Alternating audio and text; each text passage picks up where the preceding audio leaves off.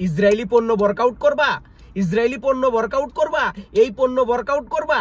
আগে তোমার দেশের যে সমস্ত ট্রাভেল এজেন্সি মানুষের সাথে প্রতারণা করে তাদেরকে ঠিক করো। আসসালামু আলাইকুম। কিছু মানুষ আছে যারা শুধু ভাষণ দিতে জানে, ইসরায়েলি পণ্য ওয়ার্কআউট করবে। এই ইসরায়েলি পণ্য দিয়ে সকাল শুরু হয়। এই ইসরায়েলি পণ্য ওয়ার্কআউট করবে। আবার কিছু মানুষ স্লোগান দেয়, আমি ইসরায়েলে গিয়ে যুদ্ধ করব। বেটা তোর দেশের ভিতরে তুই বেটা রোহিঙ্গা, তুই ইসরায়েলে যাই কি যুদ্ধ করবি? তোর দেশের ভিতরে ট্রাভেল এজেন্সি 4 লক্ষ টাকা নেওয়ার পরে একটা মানুষরে বিদেশে পাঠাই দেয়। ওরে মাদাচ্ছদ, সেই মানুষটা বিদেশে আসি চাকরি পায় না। সেই মানুষটা যে কি কষ্ট করতেছে সেটার খবর ল। তুই মাদাচ্ছদ ইসরায়েলি পণ্য ওয়ার্কআউট করবি, এটা পরে চিন্তা কর। তোর দেশের টাকা কিভাবে পাচার হয় জানোস? একটা মানুষকে 3 মাসের ভিসা দিয়ে বিদেশে পাঠাই দেয়। বিদেশে আসার পরে আবার অত্যাচার করে। প্রতিদিন 1000 গয়ে প্রবাসী প্রতারিত হইতেছে। কালকেও এক জায়গায় গেছিলাম, রাস্তাঘাটে মানুষ এরকম খামখাম করতেছে চাকরির জন্য। জিজ্ঞাসা করলাম, ভাই কি সমস্যা? বলে, ভাই আমি তো ইসরায়েলি পণ্য খাই, আমি ইসরায়েলি পণ্য খাই, এজন্য আমার চাকরি নেই। আমি বললাম, ভাই মজা করতেছেন? বলে, ভাই এটাই মজা করতেছি। কারণ বাংলাদেশের মানুষ ইসরায়েলি পণ্যকে ওয়ার্কআউট করার জন্য স্লোগান তুলতেছে, অথচ প্রতিদিন 1000 মানুষকে দালাল মিথ্যা আশ্বাস দিয়ে এই বিদেশে পাঠাইতেছে। পাঠানোর পর আর কোনো খোঁজ খবর নাই, বাড়িঘর নাই, থাকার জায়গা নাই, কোম্পানি নাই। কোম্পানির নাম দিয়ে বিদেশে পাঠা, অথচ সেগুলা মুআসসাসার ভিসা, সেগুলা কফিলের ভিসা, সেগুলা মালিকের ভিসা। এক একটা ভিসাতে খরচ হয় মাত্র 60 থেকে 70 হাজার, 1 লক্ষ টাকা। সেই ভিসা বিক্রি করে 3 লক্ষ 4 লক্ষ টাকা। এইভাবে বিক্রি করেই আমাদেরকে আজকে এই সৌদি আরবের পথে ঘাটে আমাদেরকে ফেলে রাখে, চলে যা। বেশি কথা বললে বলে বাংলাদেশ থেকে টাকা আনি, অন্য জায়গায় তুই রিলিজ হয়ে যা, অন্য জায়গায় যাই তুই কাজ খোঁজ করি নে।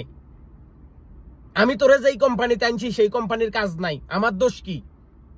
আমি তোর উপকার করছি বেটা। সৌদি আরব জীবনে চোখে দেখতি রে খানকে মাদাচ্ছদ। সৌদি আরব কোনোদিন চোখে দেখতি? তোর মতো এই চেহারা দি সৌদি আরব তুই কখনো আসতে পারতি?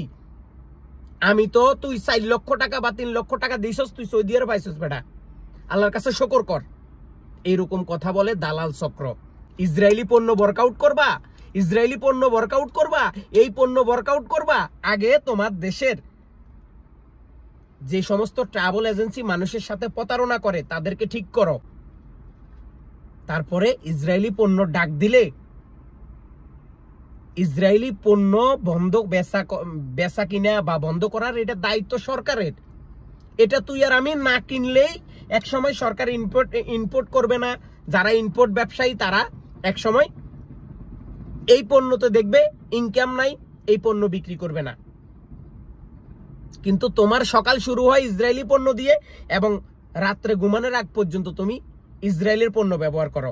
ওই যে পেপসোডেন্ট, কোলডেট, এগুলা শেষ পর্যন্ত শুরু হয়। তো যাই হোক, অনুরোধ, যারা এখন নতুন করে বিদেশে আসবেন না। বর্তমান অবস্থা খুবই খারাপ। আপনাকে বলবে কোম্পানির ভিসা দিবে, আপনাকে বলবে এটা করবে, আপনাকে বলবে সেটা করবে, আপনাকে বলবে ওটা করবে। মূলত সবগুলা 3 মাসের ফ্রি ভিসা, মূলত সবগুলা 3 মাসের ফ্রি ভিসা।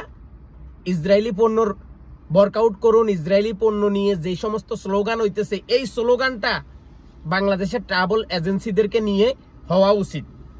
কারণ এই মুহূর্তে লাখো লাখো প্রবাসী সৌদি আরবে কাজ নাই, রাস্তায় ঘুরতেছে। অনেক মানুষ আত্মহত্যা করতেছে, অনেক মানুষ নিজে কিছু না করতে পারে কি করে জানেন? কি করে জানেন? বলদিয়া ড্রামে আশেপাশে রুটি লটকায় রাখে। সৌদি নাগরিক না খাইতে পারলে সেগুলা খোঁজ করে খায়। ভিডিও দিতে চায় না, প্রমাণ আছে, ভিডিও দিতে চায় না। সবাই এই ভিডিওটা শেয়ার করুন, সবাইকে দেখার সুযোগ করে দিবেন। আজকের মতো বিদায় নিচ্ছি সৌদি আরব প্রিয়া থেকে। আল্লাহ হাফেজ।